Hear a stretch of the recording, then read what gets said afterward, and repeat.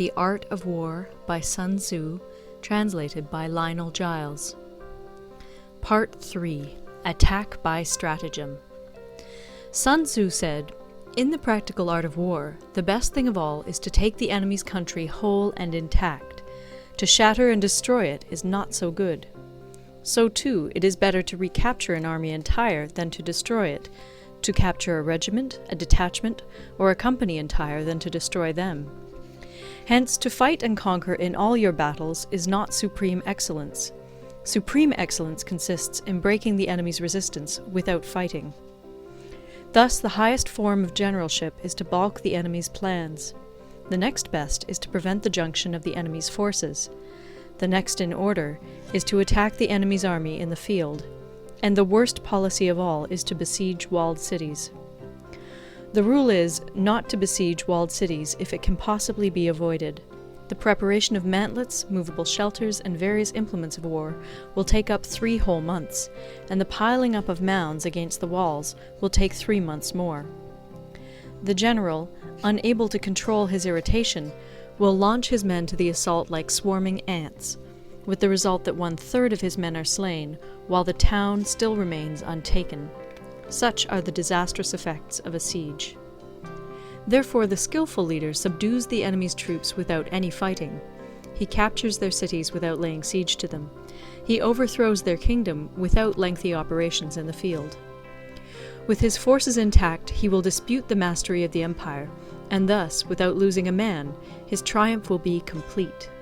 This is the method of attacking by stratagem.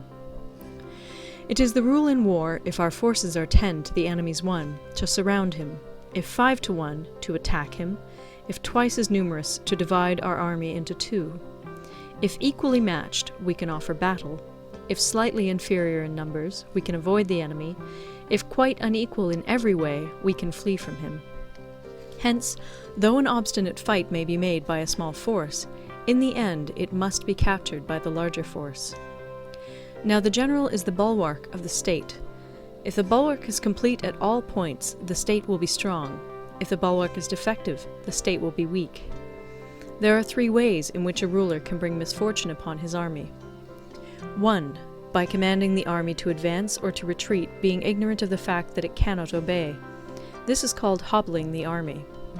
2. By attempting to govern an army in the same way as he administers a kingdom, being ignorant of the conditions which obtain in an army.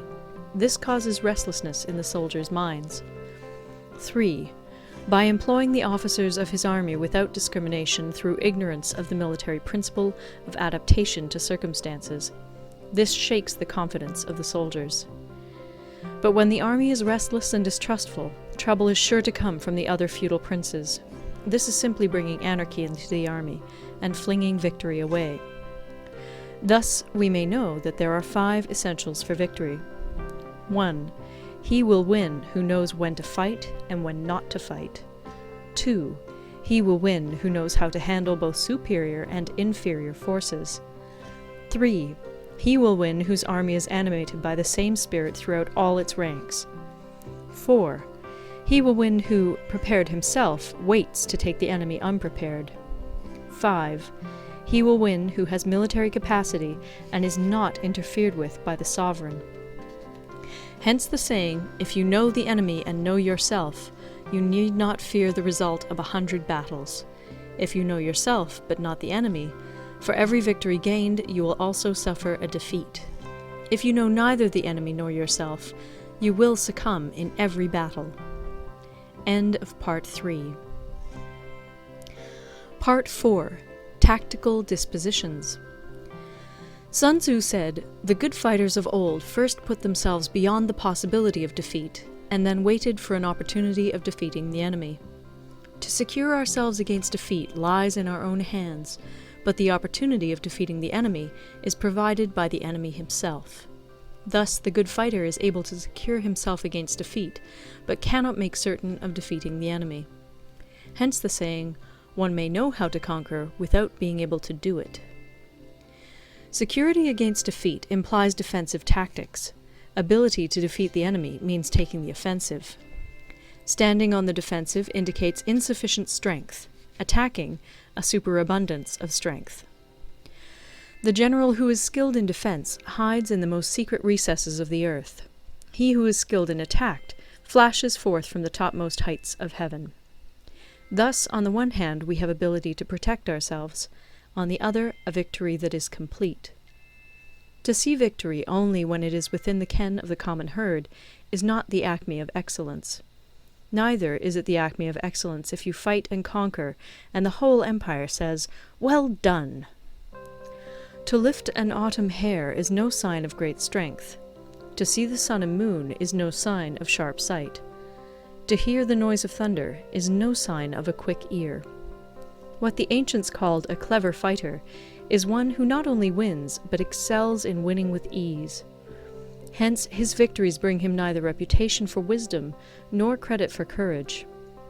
He wins his battles by making no mistakes.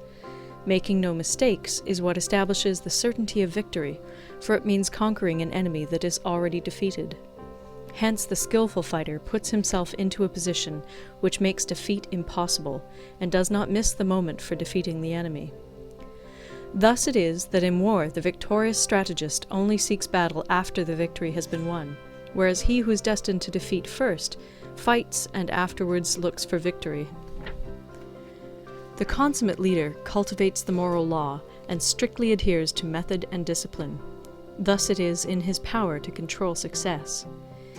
In respect of military method we have, firstly, measurement, secondly, estimation of quantity, thirdly, calculation, fourthly, balancing of chances, fifthly, victory.